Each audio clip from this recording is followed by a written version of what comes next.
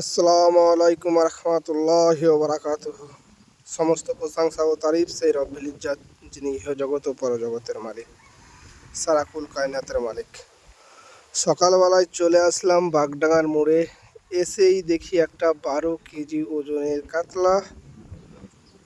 তো ভাবলাম যে মাছটা নেব, তো দেখি ভাগায় পুড়ছে না, দিয়ে আমি দুভাগ নিলাম। 8 ভাগে ভাগ করেছিল মাছটাকে, দুভাগ নিলাম। দেখতেই পাচ্ছ অনেক বড় মাছ। তো মাছটা কাটা কাজ শুরু করে দিয়েছি। একজনে পাচ্ছে না, দেখতেই পাচ্ছ, দুজন মিলে কাজটা করছে। সত্যি আমাদের দিকে এরকম মাছ সচরাচর আসে না, এসছে, তাই ভাবলাম যে একটু মজা লাগবে মাছটা যদিও, তাই ভাবলাম যে নিই, সেই হিসাবেই নিয়েছি। দেখতেই পাচ্ছ তোমরা, দুজন মিলে কাটছে আর একজন ওইদিকে ডিসিশন দিচ্ছে। দেখতেই পাচ্ছ অনেক মানুষ দেখছে শুদ্ধ মাছটাকে কে কাটে, সেই পরিস্থিতি চলছে। তো দেখি কিভাবে কি করে। দেখতে পাচ্ছ অনেক কষ্টকর ব্যাপার, দেখে মনে হচ্ছে যে সহজ, কিন্তু সহজ না। একটা মাছের ওজন যখন 12 থেকে 14 কেজি হবে, তখন সেই মাছটা কাটতে অনেক সমস্যার সম্মুখীন হতেই হবে, এটাই স্বাভাবিক। আর আমাদের দিকে গ্রাম অঞ্চলে সচরাচর এত বড় মাছ আসে না। মাছটা নিয়ে এসছে, দেখতেই পাচ্ছ দুজনে মিলে কাজ করছে। এই মাছওয়ালাটার কাছে বড় বড় মাছ পাওয়া যায় যদিও, কিন্তু এত বড় মাছ নিয়ে আসে না। নিয়ে এসছে আজকে, তাই দেখলাম অনেকজন এসছিল মাছটা নেবার জন্য। অনেকজন বলেছিল, প্রথমে 5 ভাগ হয়েছিল, 5 ভাগই কেটে দিয়েছিল, লাস্টে 3 ভাগ সঙ্গে সঙ্গে হয়ে গেছিলো বুকিং। যে টোটাল 8 ভাগে মাছটা কাটিং হয়েছে। দেখতেই পাচ্ছ কীভাবে মারছে, মেরে মেরে মাছটাকে কাটতে হচ্ছে। এমনি কাটছে না তো কী করবে, উপায় তো নেই, কাটতে তো হবে ওকে, ওর জন্য এরকম কাজ চলছে। দেখা যাক কতক্ষণে কাটা কাজ কমপ্লিট হয়। তো আবারও মারার চেষ্টা করছে। এই তো দেখো কীভাবে মারছে, আমার হাসি পাচ্ছে যদিও, কারণ এইভাবে তো সাধারণত মাছ আমরা কাটা দেখিনি।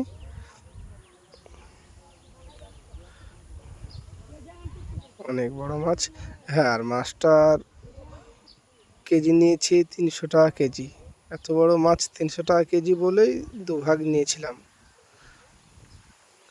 জি, আমাকে মনে হলো যে না, কম দামি হলো। 300 টাকা কেজি যেহেতু, অল্প একটুই হলো, কারণ সচরাচর ছোটো মাছগুলোও 300 টাকা কেজি নেয়, 250-300 টাকা কেজি, সেই হিসাবেই নিয়েছিলাম। হ্যাঁ, মাথাটা কাটতে পেরেছে। অনেকটা সময় নিবে মনে হচ্ছে, দেখা যাক কতটা সময় লাগে। তো দেখতে পাচ্ছি আমাদের দিকে কথা বলছে। তো মাছওয়ালাটা খুব ভালো,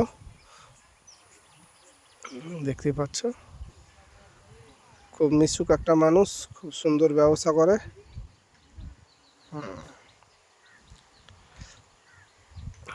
ওটা আবুল ভাই, ভুঁড়ি দেখতে পাচ্ছ, আবুল ভাই ওনাকে হেল্প করার চেষ্টা করছে। অনেক বড় মাছ, তো হেল্প তো করতেই হবে, না হলে তো পারবে না, এটাই তো ব্যাপার। আমি এখন একদিককার মানুষ দেখাচ্ছি, আরও এদিকে আছে মানুষ, ওদেরকে দেখাচ্ছি না। মাছটা কাটা দেখছি যে মাছটা কাটতে কতক্ষণ লাগে। আমাকে মনে হচ্ছে 10 থেকে 15 মিনিট লেগে যেতে পারে, দেখা যাক কি হয়।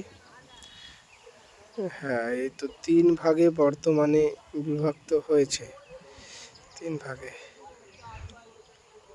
এই তো আবার কাটিং শুরু হবে। আলহামদুলিল্লাহ, অনেক বড় মাছ।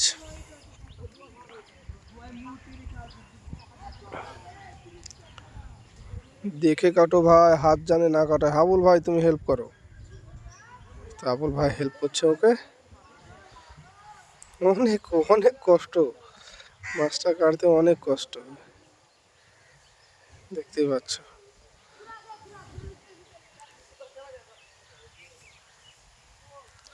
আর এরকম সুন্দর সুন্দর মাছ পেতে আমাদের বাগডাঙ্গা মোড়ে চলে আসবা, সকাল সকাল পেয়ে যাবা। অনেক সময় আসে এরকম মাছ, এত বড় আসে না, কিন্তু আছে মাছ নিয়ে আসে এই লোকটা, অনেক ভালো ভালো মাছ নিয়ে আসে। আমাদের পদ্মা নদীর পাশে পদ্মার মাছও অনেক সময় নিয়ে আসে, কিন্তু পদ্মার মাছের দাম তো তোমরা সবাই জানো, বাজারের থেকে অনেক দাম বেশি হয়। সবাই তো আর নিতে পারে না, তবুও নিয়ে আসে, অল্প করে নিয়ে আসে। দেখতে পাচ্ছ সব মাছের দিকে চেয়ে আছে, দেখতেই পাচ্ছ কত লোক, অনেক লোক অনেক লোক, সবাই মাছের দিকেই চেয়ে আছে। তো আমরা মাছের দিকে আমরাও ধ্যান দিই, কারণ আমরা মাছ নেবার জন্যই এসছি, তাই আমরা মাছের দিকেই ধ্যান দিচ্ছি।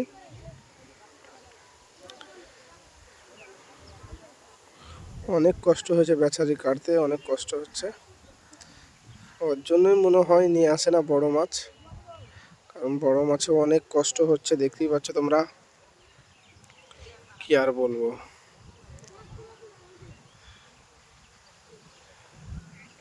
আস্তে আস্তে কাটো ভাই, দেখে কাটো, হ্যাঁ, হেসে ভাঙে না, চোটও জানে তোমাকে না লাগে, ঠিক আছে? এটাই আবুল ভাই, দেখতে পাচ্ছ অনেক ভালো মানুষ একটা, লোকে যে যাই বলুক আমাদের কাছে, আমার কাছে তো ভালো, ভালো মনের একটা মানুষ।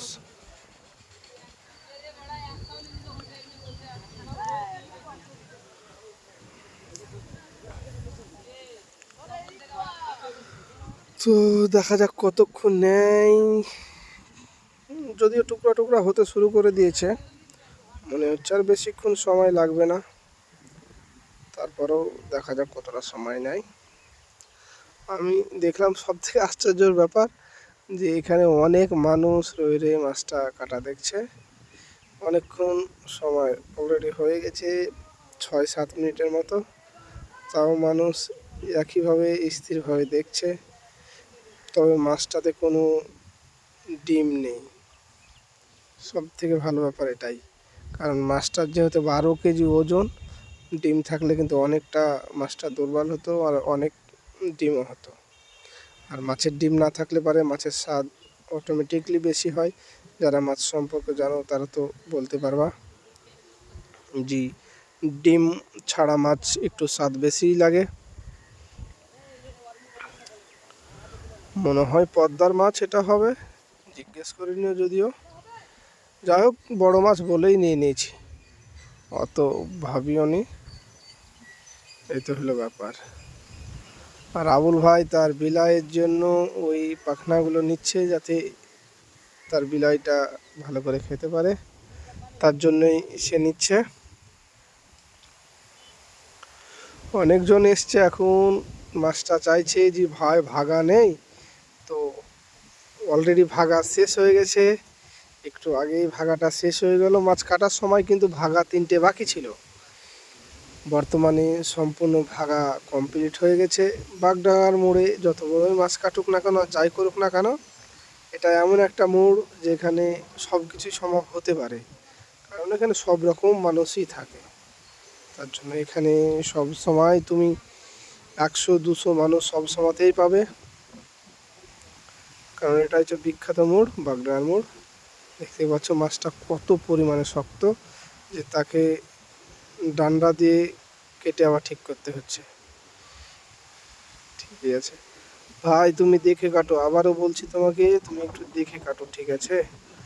কারণ তোমার কিছু হলে কিন্তু হবে না, তোমার কাছে এখনো অনেক মাছ আছে, তোমাকে সে মাছগুলোও সাপ্লাই করতে হবে, এই তো হচ্ছে ব্যাপার। অনেক সময় নিয়ে নিচ্ছে, যদিও মাছ নিয়েছি, থাকতেই হবে, কিছু করার নেই। আর বেশি লাগবে না মনে হচ্ছে, দেখা যাক, বেশি সময় নেবে না। 8 ভাগে ভাগ করবে টোটাল মাছটাকে, অনেক বয়স্ক চাচারাও আছে, সব দেখতে পাচ্ছ তোমরা, অনেক লোক, তার জন্যই আরও বললাম। এই তো আমাদের ভাতিজাও এসছে, অনেক মাছ আছে, কিন্তু এটাই সব থেকে বড়, ওর জন্যই নিয়েছি। দেখি ভাই কাটো, অনেকক্ষণ হয়ে গেল আসা গো, কখন শেষ করবা তুমি? আজকের মৌসুমটাও বেশ ভালো আছে, হাওয়ার আওয়াজ তোমরা শুনতেই পাবা, হাওয়াটা অনেক বইছে। ফার্স্ট সকালবেলা যদিও